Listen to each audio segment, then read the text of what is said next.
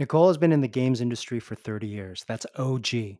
Nicole has worked for companies like EA, Disney, Ubisoft, and Sony. Nicole is currently developing an XR project called Follow the White Rabbit, a mystery adventure you play in your real world with your real friends. She also designed the first iPhone game, Tilt World, and was voted one of the top 20 women working in video games by VentureBeat. I've known Nicole for a long time, and what I admire most about Nicole is witnessing her work ethic, her unique point of view of building games, and her passion for VR. Friends, here's Nicole Lazzaro. Hey, Nicole, how's it going? Hey, David, really good. How about yourself? Oh, fantastic. Fill me in on all the cool stuff that you've been working on recently. Oh, great. Well, I've been, as you know, like in the game industry for 30 years.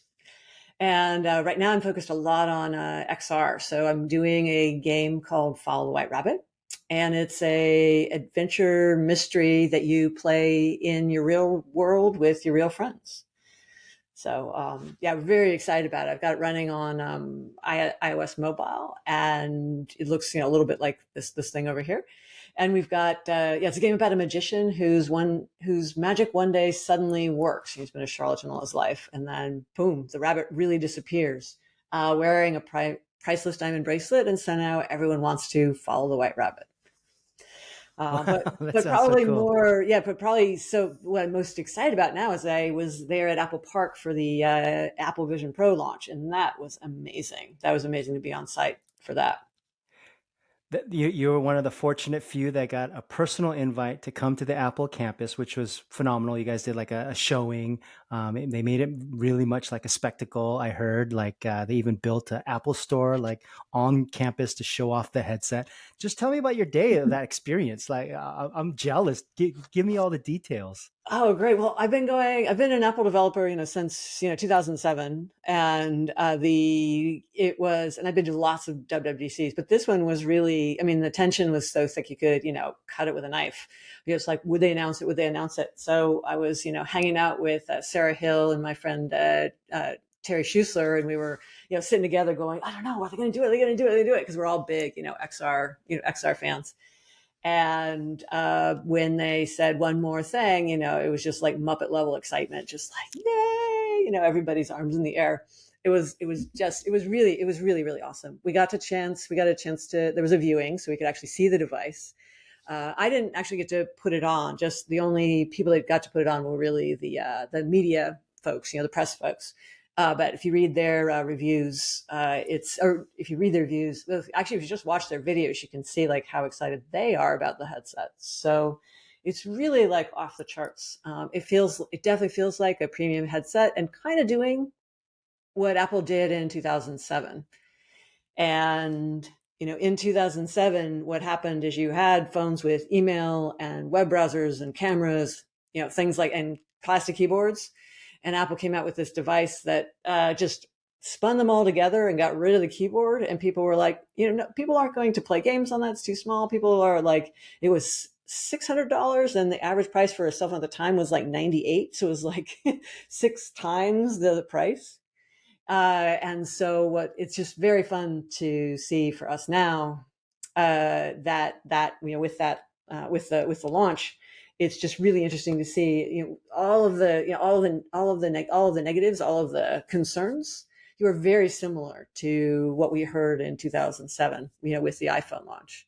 So for me, In, I read that as being like we're in pretty good shape to do a pretty spectacular launch when the hardware actually hits the shelves. that's fantastic. You brought up the analogy of, the cost of an iPhone when they first came out was six times more than a regular cell phone.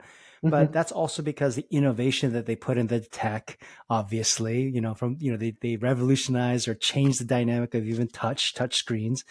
Now that's a good point that this headset now is priced a lot higher than any existing VR headset. Tell me, what are your thoughts just on the general hardware itself? Oh yeah. Well, the Vision Pro is really the same price. It's between a Magic Leap and a HoloLens. So it's priced very similar to other, high-end AR devices.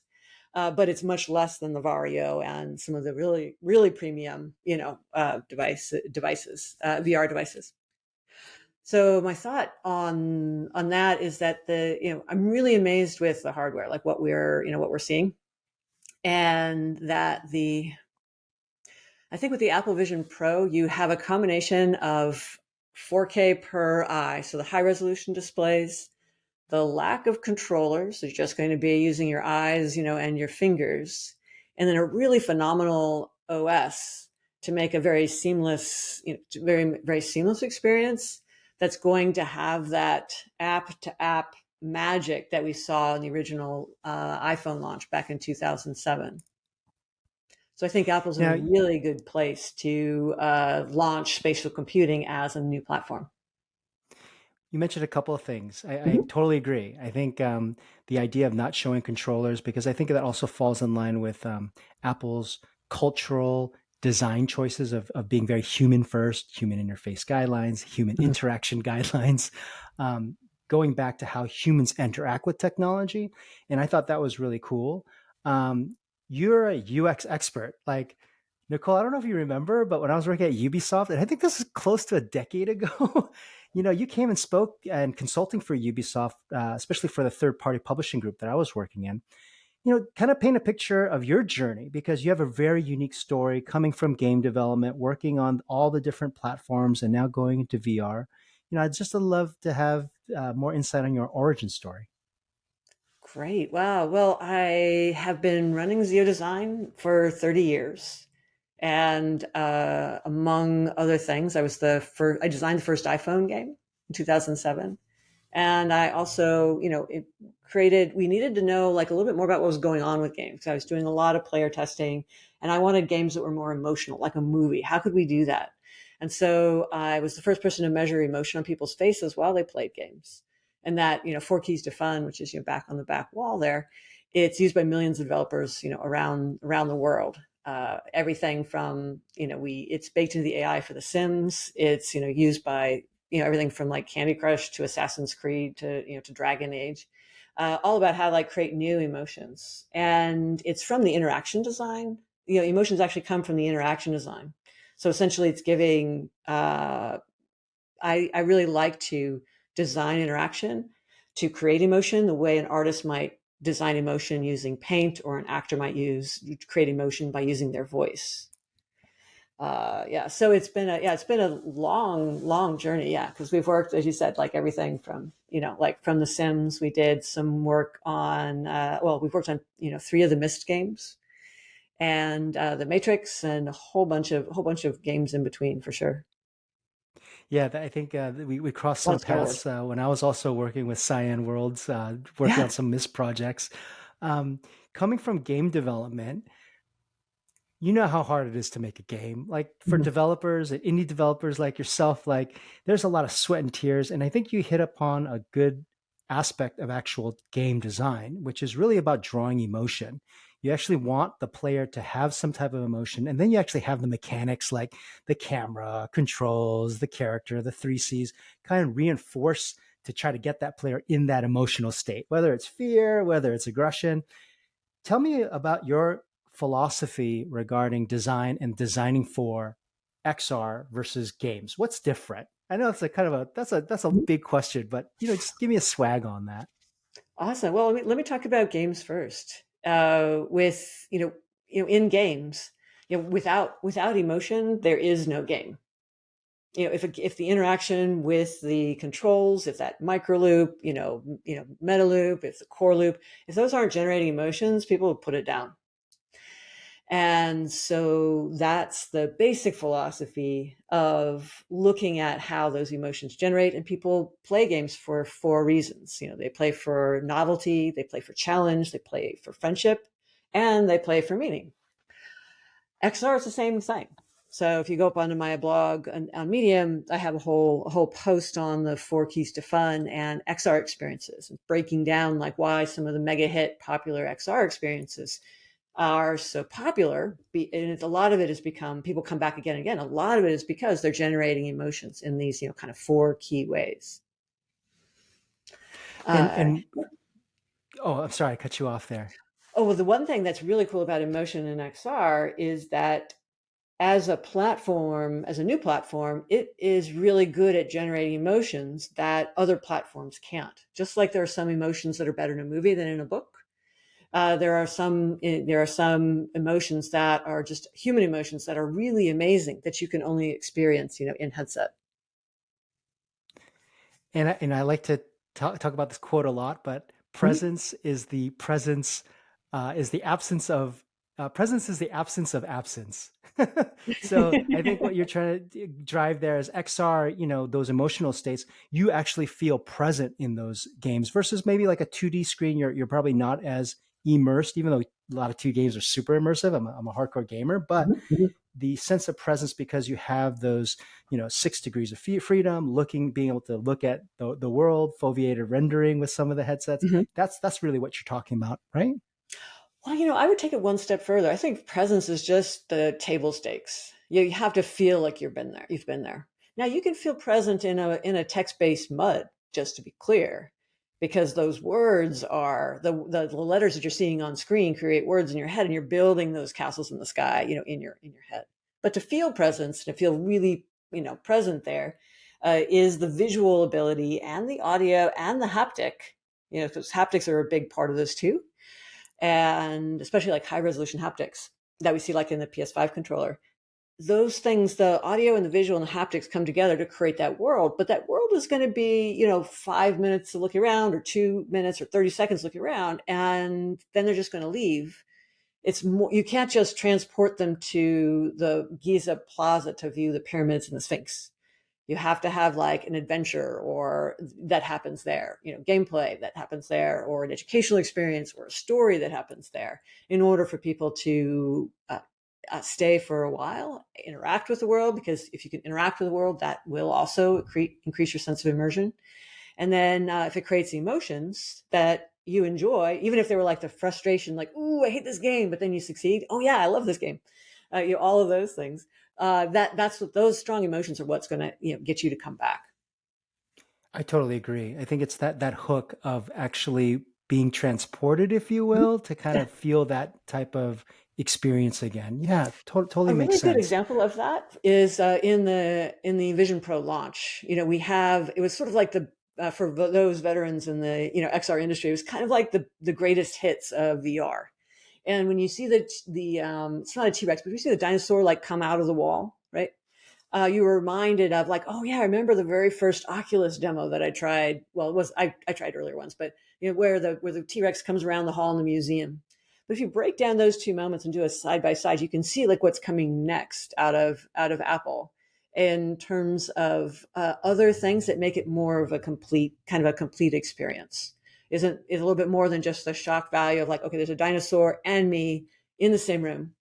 You are getting just the hints of how AR storytellers are going to take the Vision Pro to that next level. I love that. You touched on a couple of good points that I Mhm. really want to delve down into. I think, first of all, Apple just did a great job of doing what Apple does best. What are the biggest problems for mass adoption? And let's fix those. So the dinosaur is a great example because you remember the HoloLens demo with the space spider coming out of the wall. Look, on video, I couldn't wait to try on the HoloLens, but at the same time, when you did try it and the field of view was cut off just because, the Yeah. quality of where we were with the headset was postage size stamp. So you would see a portion of the image and rest of it would be masked off. So it kind of took you out of that immersion.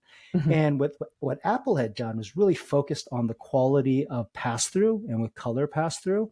And the reports that I've been hearing is that it's so clear that when you wear the headset, it kind of feels like you're just wearing a pair of goggles and seeing the real world outside. They just did a great job of that.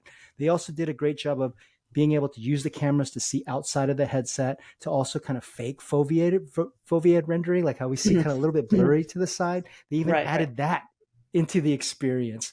And also, obviously, the field of view of being able to have like real vision really made it a point. And I think that opens up so many possibilities for developers. As a designer, what do you think are some like low hanging fruits that developers can take advantage of with that? Well, with that, I mean, it reminded me, the specs reminded me of my experience in Pimax, like in 2019 CES or 2020 CES before the The world shut down. huge Pimax is this Yeah, huge it was a huge field of XR view, but headset. there was like Yeah. 4 or 8K per eye. And so I walked up to a poster, a wanted poster in this experience, and I could read all the text super crisply. And I thought, wow, I could actually, not only play this game, I could actually code here because I could read. I mean, I could actually read. It looked like high resolution, laser print. Very, very fine. And so I'm thinking that that will be, if it is really 4K per eye, then you're going to have some really amazing experiences that are possible on headset. Not that we're going to put a lot of reading in these things, but it's at that resolution where it does really feel real. And then it gives you a lot more bandwidth to make things more compelling and nuanced, because it's not super blocky and pixelated. Yeah, this is kind of off tangent, but what you Mhm. had said just kind of reminded me of reading in your dreams. Like one way to realize if Okay. you're in a dream or not is Mhm. read something, and if you can't do it, then you're probably dreaming, right? And I Yeah, think yeah, I that's told myself that, and then the next night I started reading in my dreams. So now the test is, okay, I have to read it twice, and it has to say the same thing. you're kidding me. You tried it, and then you're trying to read, and you were able to master I it. would, So you yeah, had to think of I now another way. read. Yeah, yeah. Now I now can read in my dreams, and then I can That is actually type. awesome. Well, yeah, Whoa. maybe, but I think my brain should be sleeping, not coding. Right. Well, I Wait, think there's an high extra space behind the resolution. semicolon. Like, That's right. Well, speaking of high resolution, I think, yeah. one thing that might be interesting is, this whole pipeline of iPad and iPhone games that are now going to be in 2.5D. It's not just your Mhm. 2D touchscreen, but now it's going to be in this not necessarily 3D, but 2.5 where it has some depth. We already talked about the resolution. What do you think of that idea of what Apple had showcased? Like, hey, look at this whole ecosystem, and now you're going to all these developers who've made games like yourself can reimagine it for the Vision Pro. What are your thoughts between 2D and 2.5D? I think it's a brilliant strategy on Apple's part. Again, I don't work for Apple, but from what I'm reading the tea leaves, it's just a brilliant strategy because they've created this amazing on ramp for a large number of developers. So Apple has about 12 million developers on their iOS platforms, and they're making like Swift UI and all kinds of really easy on ramps for their existing developers. And just add one feature, they're saying, just add one spatial, make one window spatial. What's that one key thing that you could make spatial? And then that Mm, developer will make that one key thing, and then they're going to do it really well, which is a very Apple design principle, right? Just do it really, really well. They'll have a good experience, and then their next app will probably be even more spatial. So you're going to have these, not 12 million, but you're going to have a lot of, possibly multiple millions of people, upgrading their apps for spatial slightly. And then that next generation is going to be there. You've got then a second audience is the traditional XR developers, the ones that are already, making XR experiences. And they're often like in limbo with a lot of the platforms. It's like, okay, I've been in the dungeon for about 4 years now or 3 years now, and I'm not never going to get into that store, because only so many, the supply is very constrained in a lot of these XR stores. And then looking hmm. over at Apple, and it's like, Apple, wow, an app store. I know, I mean, it'll be approval process, but I'm probably going to be able to get into that. So it's That's going to right. really be interesting to everybody, all the XR developers that are not able to get on into the main store on other headsets. They're going to be like, whoosh, let's go to Apple. So I think that was a really, really, kind of a brilliant strategy on Apple's part. 100%. I think the whole onboarding of this existing developer base. Why would you not really pay attention to them?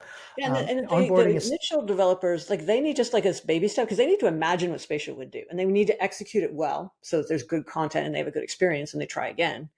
Uh, Apple's pretty confident that XR developers can figure something out. So although lots of grousing about, oh, it's too 2D, it's not really VR, it's not really AR, it's like, I really think it, I obviously, just reading tea leaves, I imagine it's intentional to bring that army of iOS developers that they already have. And if they do that, they're going to have, not only just like, a high portion of their current app stores, ready, you can experience in headset, but they're going to have also a number of apps that have been optimized for spatial computing on the headset. that's 100%. I totally agree with that. I think the onboarding aspect, Apple follows through on that, just like we had talked about. Just being able to have like human moments of input, like hand tracking, but also eye Mm. tracking, which we didn't discuss. Oh You yeah, know, as I'm you know, super everyone's excited. been talking about how great it is. Like you're a Mhm. user experience expert. Tell me about your thoughts on their eye tracking, what that means for existing, iOS devs or even devs new to XR. What's your thesis on eye tracking and how that can help the experience for game developers or any developer today thinking about developing for XR or the Apple Vision Pro?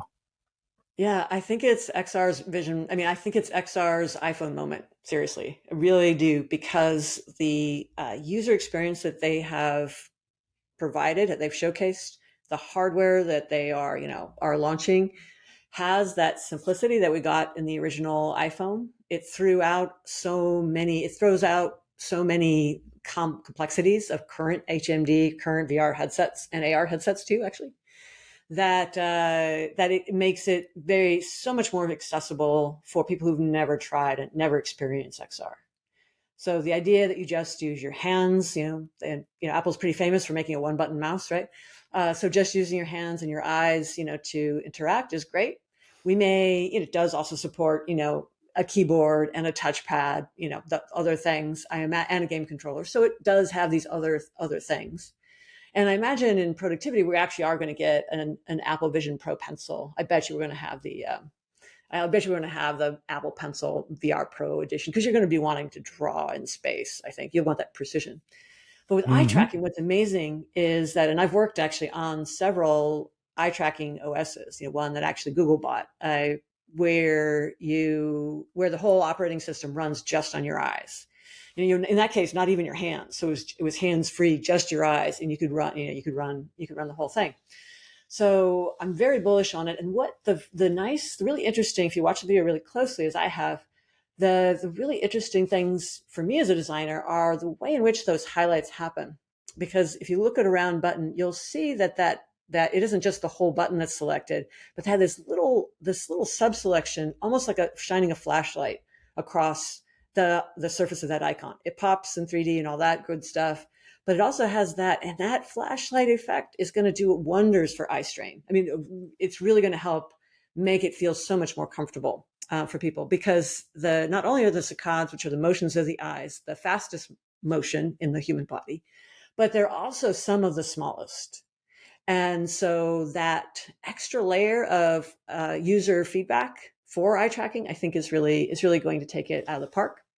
The other thing that no pun intended on Apple Park, but the other thing they're doing on the headset is they have what appears to be downward facing cameras, so that you get much better. You can put the hand in the lap type of thing to do your tapping. You don't have to hold it out here, so your cameras can see it. You can just relax your arm. And being able to just push a button, it's like a remote control. Once you know what the button is, you can just you can fast forward, or you can do that. So that's going to be very great for UI. That said, if you want to do a game and you want to, I think, as anyone who's really done like AR games before, and eye tracking AR games, you can't just look at the zombie and shoot, right, and look at the zombie headshot. That's just not fun. So some of the genres of games, we're going to have to rethink a little bit about, adding an intermediary layer. Now we need a gun and a reticle and something else to make that fun leap. But as for basic UI, I think they've really demonstrated a great base level. They have not demoed a complete OS though. So, I was designing camera input, camera UI since before they connect, before the Sony iToy, for a company called ePlanet. And, so I know like a lot about what a full OS would have to be in order to map it, and how to map it to the eyes. So we haven't seen that part. So that's going to be really interesting, but it is Apple, and they really are experts in UI and UX. So, that could be, that'll be really interesting to see. For the UX people in the audience, this is the most common problem that one has to solve. And there are many ways of solving it.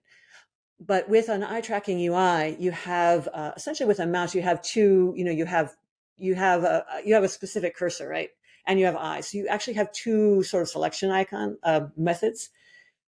For eye tracking UX, you actually put those together. You're mapping them right. The cursor is your eyes. And so the OS has to separate out, is this person just looking at the painting of Mona Lisa? Or is the person like intending to grab it and steal it, right? At that moment. And so one is an action and one is just a gaze. So the gaze and action, you need to separate that. You separate the user experience on those two things.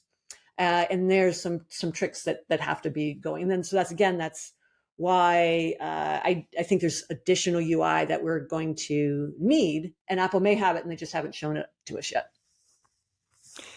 Yeah, I don't know if Apple has thought all of that stuff out, but my hypothesis is that, hey, hand tracking is tough. There's things with occlusion, different shades of color Oh of yeah. skin. This whole thing, Um, like one of our meetings was all about once a long time ago. yeah. It's like that looks Can the you? same, no, but it's not, right.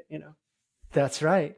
And, I experienced this like working at companies like Leap Motion, where we had just these two monochromatic cameras and we did it all in software to understand the hand pose.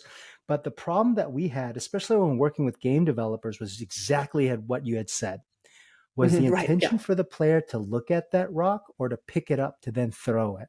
But with Hmm. Apple, what they did is, let's make sure we have a double input or double confirmation. You look at something, Hmm. and if you're reaching for something at the same time, we know there's an object, we could probably correlate that you're trying to grab it, and that there's that double input that you are closing your fist to be able to then grab that rock. But And you I could think also that be was also the looking at the magic that. rock and then scratch your nose and oops, you just picked it up, right? Yeah. Because I I just think tapped. I think that's going to be interesting. So Yeah. What does that yeah, mean? Like, does your hand have to be really far away? Is it tracking like the yeah. distance? Yeah. I think all of But those things.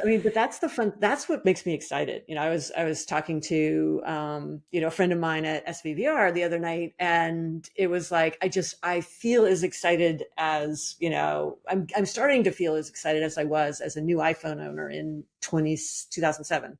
And I have not felt that way again because there's so much blue ocean, and like, how are we going to do? Like, I was sitting there thinking, like, well, how could I play a game on this that wasn't like just, tap on the screen type of thing? Like I could tap a mouse, I could tap on the screen. That's not going to be a fun game. Like, and what we did was we rotated the phone in our game. Did it with Joe Hewitt, and Joe measured the width of the Safari browser. So it was a JavaScript game.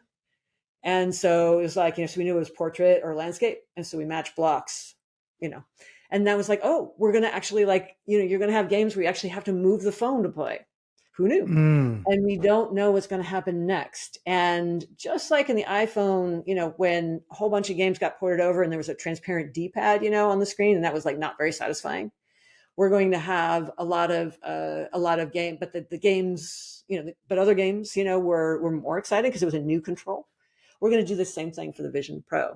And I remember, if you remember Angry Birds, that was like one of the games that really took off on the iPhone and really, and all you had to do is you were just swiping the phone to play. And everybody knew how to swipe on the phone because at the time you had to swipe to unlock, right?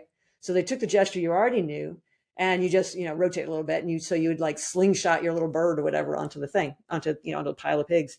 And that was, and who knew, it was like, yeah, it's like a carnival. Basically, it was just like a basic, carnival game of, slingshotting things. And that drove, billions of valuation just from exactly. just Yeah. from slingshot. Totally Yeah. So right. we're gonna have a lot of that, a lot of experimentation, which will be great. What are some predictions, Nicole, from a UX standpoint, that are going to be probably interesting, revelations in the next year and a half after they come out with their dev kit and people get their hands on them? Well, I think that the one of the really interesting things that you're going to solve is like if you again like putting 2D UI and then giving a little bit of a pop is a great baby step into spatial computing. I think that's a great way for people to figure it out, and then as they do that and then rethink their app, they're going to learn a lot. But if the whole experience is this windowed content, then it's really not going to be spatial computing, right?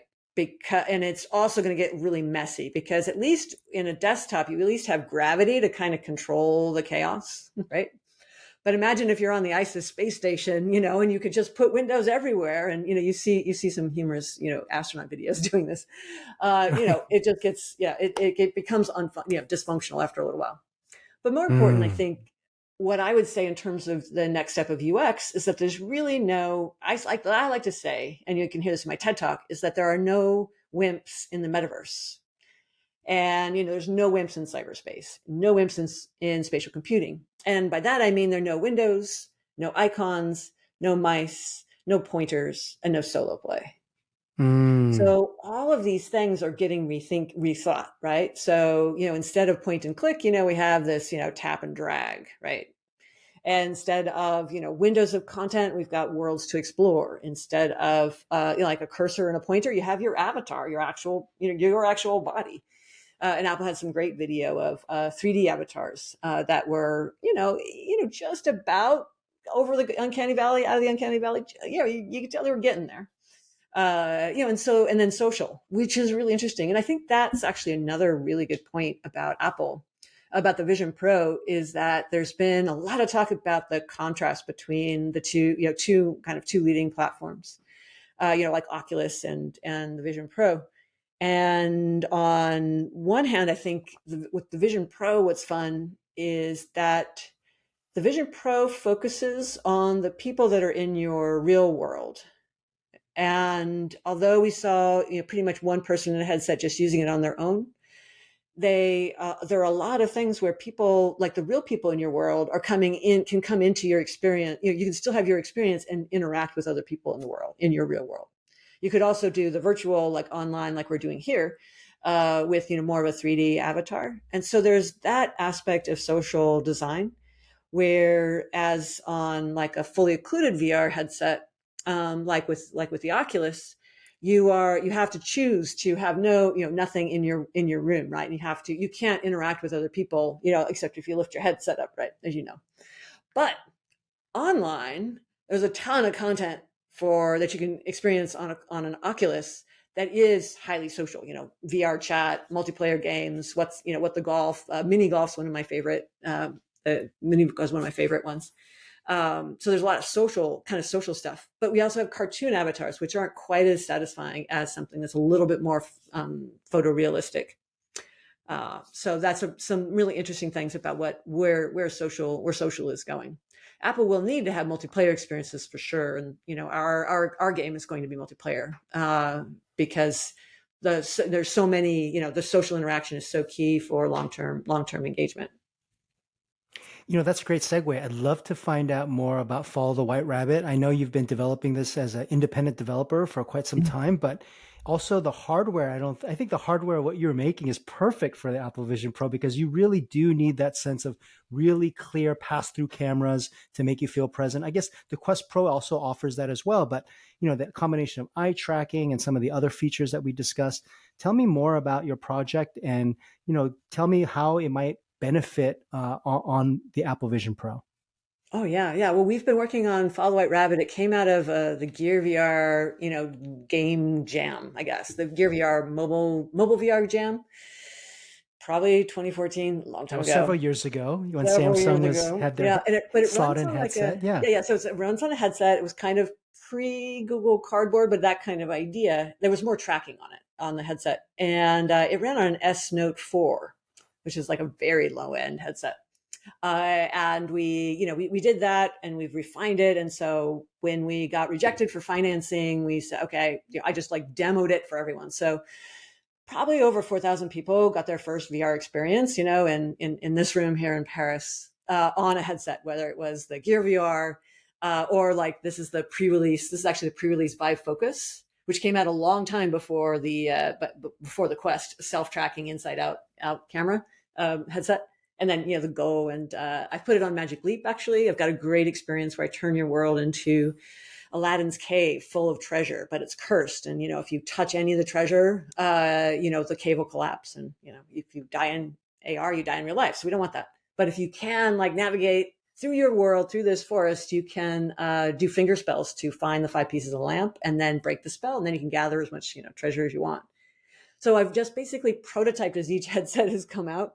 I've prototyped it, and then applied for funding, got, rejected, and then then moved on to the next one, move on to the next one.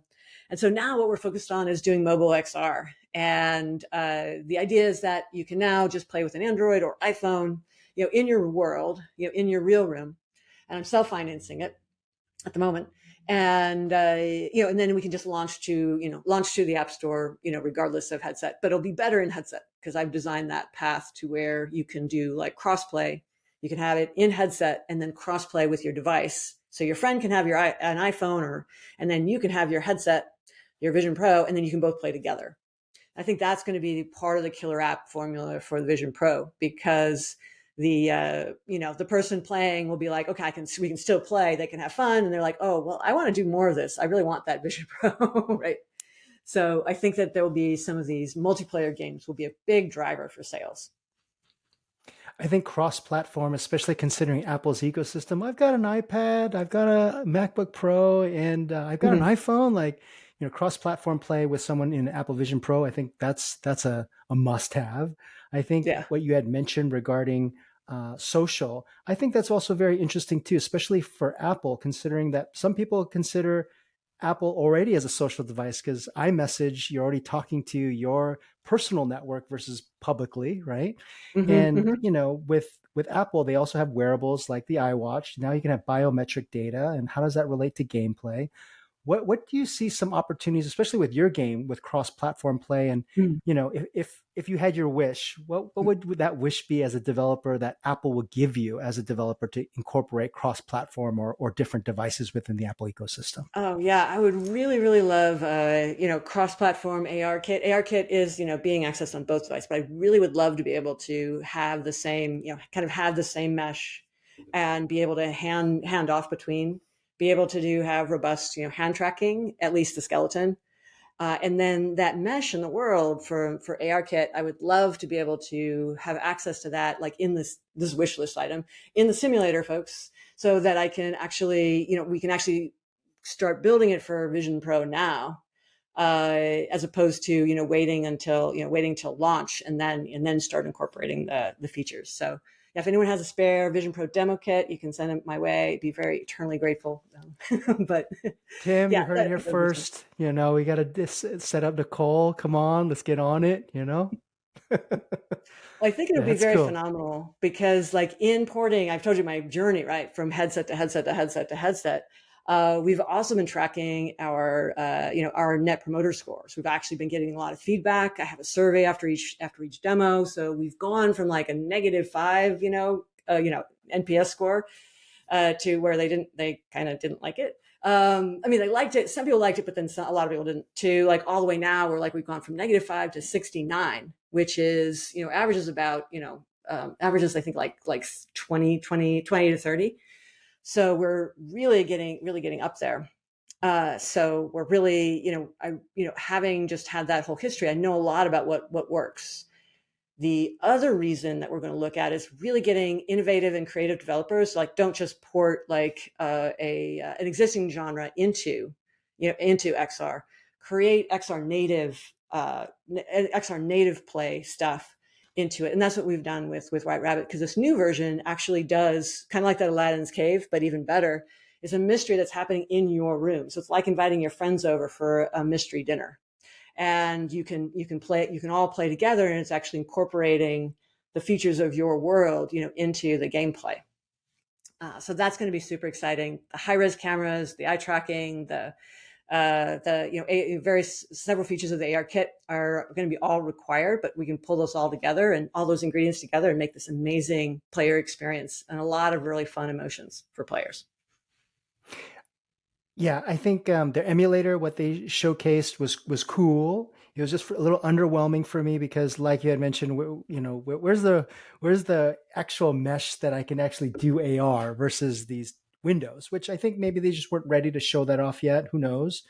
But being able to access the AR mesh so developers can start, prototyping things, getting access to the hand tracking, just so developers can also start prototyping things. What would be the first things that you would like to explore if you did get access to those as a developer today? Yeah, well, I think the first thing we would do is, well, we'd also have to get the Unity integration. So that's coming out next month to select, to select developers. So then we can, because our game's built in Unity right now, so we're programming it in. But the kind of the first thing I would do is the well, looking at basically looking at like what are the I've already been running lighting tests. So, what are the lighting, what's the lighting like? What is the mesh, how stable it is. But then like with how is it going to feel to have two people, in AR at the same time? And can we point to the same, can we point to the same object, right? And it be, it all be synced up. And then the other wish list item I have is that I do agree with the philosophy of having no access to video pixels on the privacy standpoint, because developers won't have that. But it would be lovely to have complexity. We can do a mesh complexity calculation if we get the mesh, which we should be able to. But I would love to have visual complexity as well. And so even if it wasn't an actual pixel level like video, so that my game could see, at least if I could see like relative density, like a heat map of visual interest, and that we already have mechanics for in the game that we could hook into. And so I think that would be really interesting. So there's a blank wall over here. There's kind of a complicated thing there. There's another blank wall there, and I'm going to do different things in the game based on what the rough complexity. I mean, ideally we'd That's have like cool. actual video pixels, and being able to run real-time AI object identification, and feed that into the game mechanic. Those are definitely roadmap wish list items, and I think that's just going to blow people away. It's kind of like, if you think about it, with games and AR games, you have the Princess Leia hologram kind of game. Then you have the Star Wars chess is the next level up. It's Star Wars chess, so kind of tabletop game. And then you have the game that's coming after that, which is what we're doing, is it actually addresses the room, and you actually play it in your real room, where your whole room, your whole world becomes the game. Yeah, the room scale VR. Like, tell me your thoughts as a UX expert. Why room scale is so important? Because some people may not even know what that is, and Mm-hmm. what the importance is. But that also adds tremendous value to presence, especially for mixed reality or AR.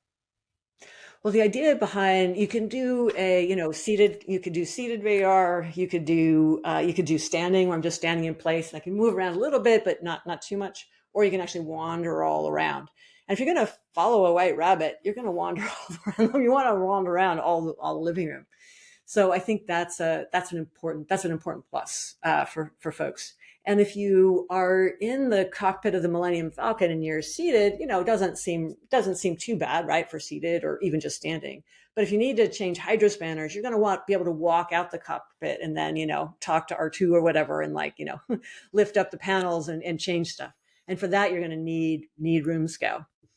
And you're going to need some really fun meshing and texturing, real-time texturing, meshing, in order for you to get to that back panel so that you don't trip over the couch, and the couch becomes some weird fun part of the Millennium Falcon on the inside. So that's the difference between like room scale and then just like a seated kind of cockpit fighter kind of game. Thanks for walking me through the Millennium Falcon. That was really cool. Um, Speaking of I'm a all of these sci-fi fan, in features, case you haven't guessed. I can get it. I get it. That's super cool. In terms of uh, the different audiences now, like room scale, like Meta's been being able to provide some of that data, and they've now released pass through vision. Their Mhm, Meta's pass through with their Vision Pro. I'm sorry, their the Quest Pro, which is a higher end headset, mhm, does offer some phenomenal features such as occlusion. That means like objects, if they're made in AR, they can go behind your couch and they actually get hidden from the couch. mhm. The software knows that. There's now like I think two splintering groups of developers that are going to take place. There might be like prosumer, enterprise, spatial computing. I'm in the headset for work, Apple version, and then there's that other definition of game developers, similar to that Microsoft and Apple uh, clear delineation of a gaming PC versus a productivity computer, a personal computer. What do you think about these two groups? Do you think that that is really a distinct two separate ways of developing for XR? Do you think they're all the same? I'd just love to get your experience on that, Nicole. Well, I think that that I believe once you try VR at that resolution, like I did, with the Pico Max, you can't. It's really hard to go back. After experiencing it, and so I think that it's right now that delineation is more of a price point kind of conversation. It's like, okay, 3,000 versus 300. And that, but then if you look at what happened with the iPhone, it was, the iPhone launched, 6 times the price of the average iPhone or the average cell phone in 2007. This headset's pretty up there as well. But after the launch of the iPhone, the prices did come down and then it became more accessible. And so you had, $400 units, you had other, kind of other things. So I think that's going to be interesting. And Apple's play, though, really is, at least in the keynote, it's really addressing the high end consumer audience. That I'm watching my I'm watching my movies, I'm doing my audio or whatever it is. There is definitely some work use cases shown, but a lot of it was also like, okay, work's done, and now I'm going to sit on the couch. So we had at least 5 different couch scenes where I'm just watching, where the people were just watching movies.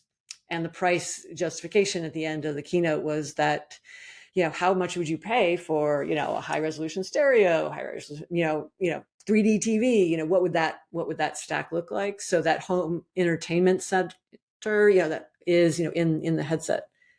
So I think it was kind of like what happened with the original iPhone 2, which was that at the beginning, people would buy it, maybe for themselves. Like the CEOs of large companies would often buy it for themselves, and then make their whole company convert over to, and that was their, the company iPhone.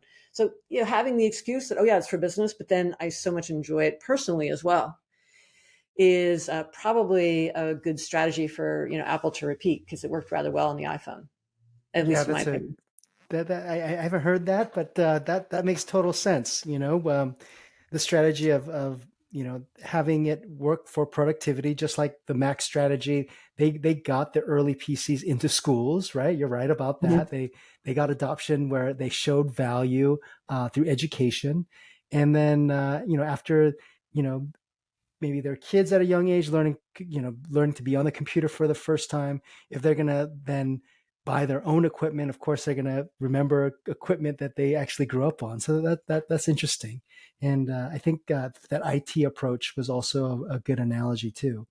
um, in terms of expectations from the actual general development community in XR. Like you've been part of this XR community Mhm. for from the start, Mhm. and it's a very unique community of developers, enthusiasts, hobbyists.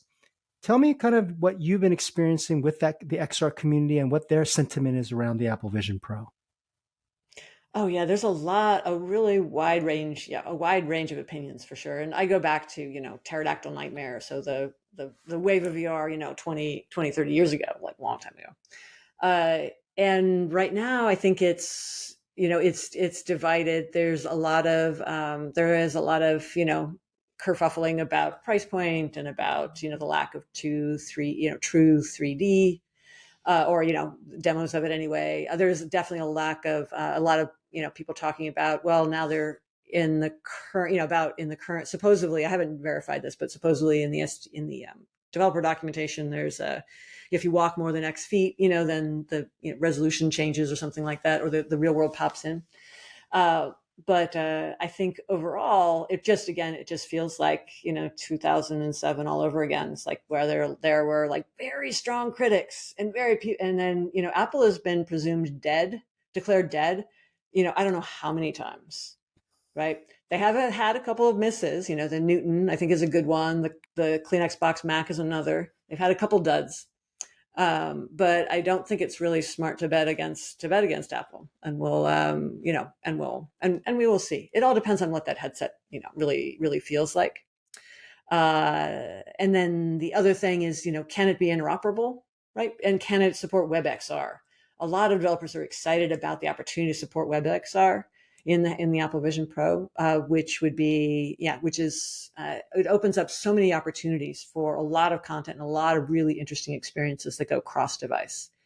And if we want to I think, build a shared, virtual experience, interoperability is a huge thing. It's a huge thing for the next generation of the internet for sure.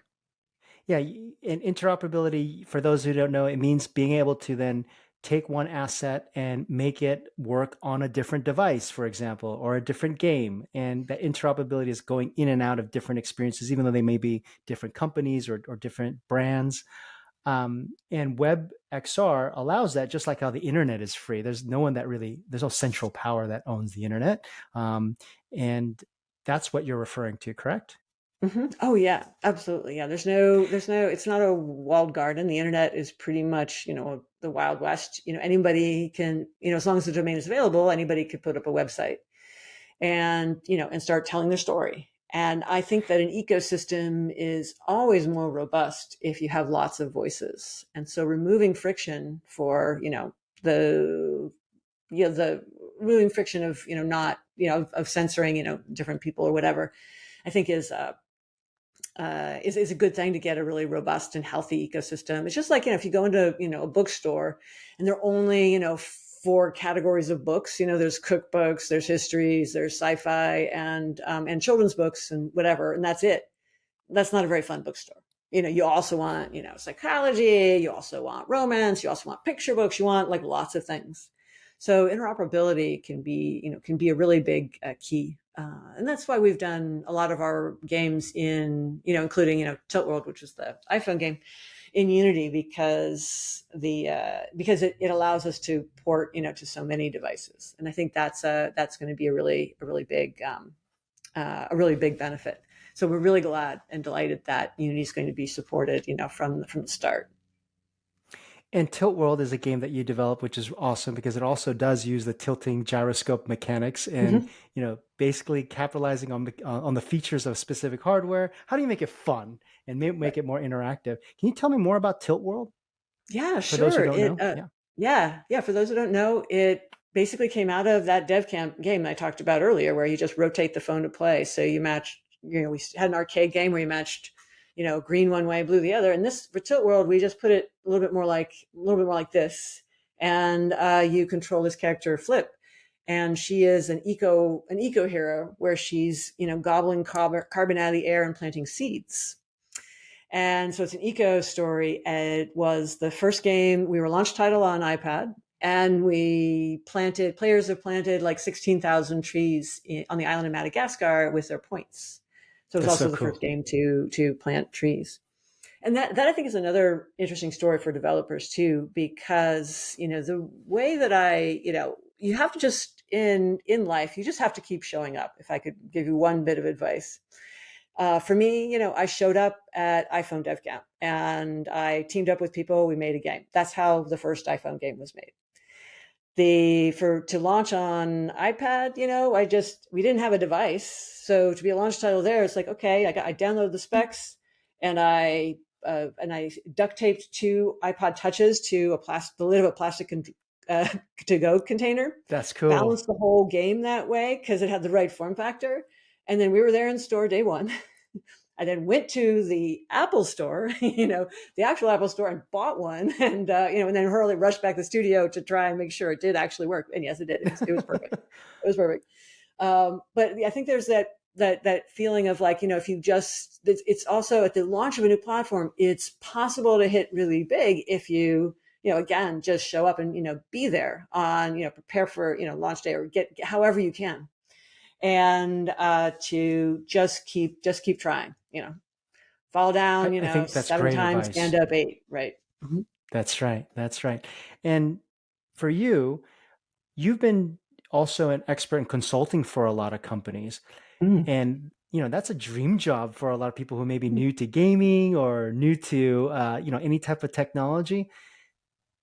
Paint a picture for those who don't know, who might be interested in doing exactly what you're doing, what it took to get there. You explained in terms of, gave some advice for game development, but how about for you being a consultant, working on so many great projects? What advice do you have for other people who are aspiring to do just the exact same thing?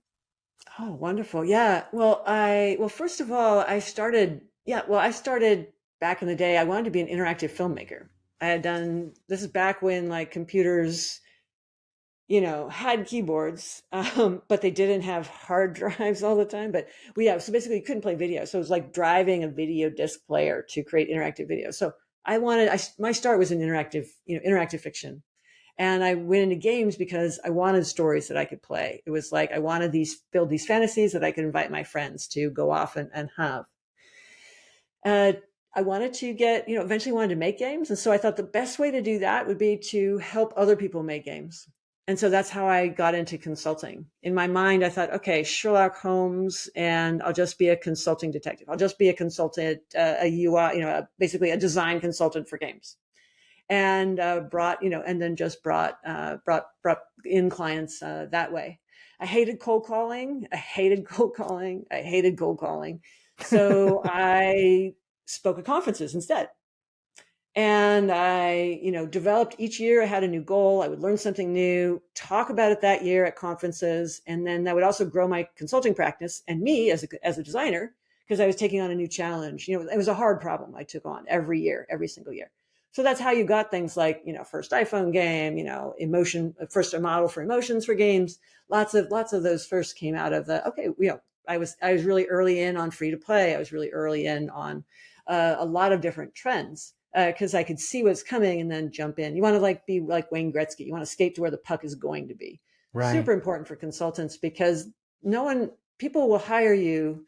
Basically, companies hire you, and this is true for everyone, to solve a problem. That was the core principle. Was one of my first ideas, first concepts, is that you solve a problem. That's how you get hired or not. And then for consultants, you need to hire a problem generally about something new that they're doing. So that's how I became this innovation kind of design consultant. It's like, okay, here's some new tech. Now, how is the mothership going to have to steer because of this new tech? Okay, here's some more new tech. How's the mothership going to have to steer? So that kind of approach did me well, from everything from working, like I said, on The Sims, Star Wars, consulting on EA's Origin launch, all kinds of things. Was all about like, how do I help the company innovate and take it to that next level? The other thing that I don't do, but you might consider, is specialize. So you can just become the best person in X. Best person, about, user feedback, or best person on, optimizing app store monetization or something like that. And then that can be your practice. And then everyone can, come to you for that. And we don't know like what's going to happen, because now we're just tipping our tiny toes into the new world of, generative AI, or AI in general, this next thing. And so many things are going to be changing. And so even like what a consultant does, might change as well. We didn't talk about generative AI, but Mhm. bringing that up, it is also going to change the dynamic of gaming, right? Like you've Mhm. probably seen some of the demos from InWorld, where it allows you to create AI characters who are non-playable characters, NPC, and bring them to life. And it's so easy; anyone can do it. Their user interface, you just kind of use sliders of this person is more aggressive, this person is more funny, and you can choose the sliders to have that personality take place. So, and when you actually start talking to these NPCs, they actually have a life of their own. What do you think about generative AI, and how do you think that's going to influence games, especially around XR? Because it's definitely going to increase more immersion. Give me your thoughts on that, Nicole. Oh, absolutely. It's a new tool. And games have usually been the first, we've been the first, group to jump into new technology. We're the ones usually jump in first, essentially. We've been testing it for Follow the White Rabbit. Pretty much we've been testing AI at like every layer of production and design. Just like what does AI change here? What advantages does it have? What disadvantages? What are the, ethical concerns? So we've been doing that, for over a year now at least. We found the most success now with White Rabbit about generating art. Seems to be art and depth, and some really interesting effects can happen really well with AI. And the tools right now in the past months, like Unity and Photoshop and stuff like that, have started to incorporate the tools into their chain, as opposed to just using a raw tool off of in the open source AI community. The thing with AI, though, is that, especially with the text-based AIs, where it's generating text, is that it we find that that kind of AI, and to a certain extent the visual as well, but definitely with text, is it's really more of a it's more of a web search with conversational formatting. So it's pretty much scraping the tropes that are out there and organizing them into a nice, neat pile. So if you're doing a game that's supposed to entertain people, you want it to be formulaic, well, maybe that might be good.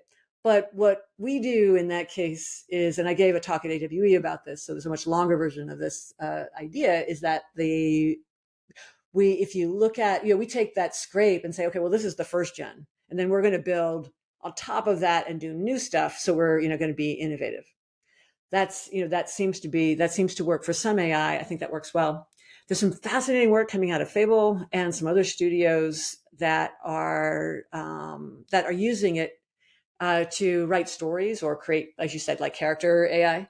The challenge is, if you think about it, like if you were doing a brand like Star Wars, or if you were doing your own thing, you have a couple of challenges with these AI generated characters, because are they in canon? So if they start just talking about lunch for some reason, or they start talking about the Honda Civic that they just bought, and they're and Mos Eisley, it's like, no, that doesn't work, right?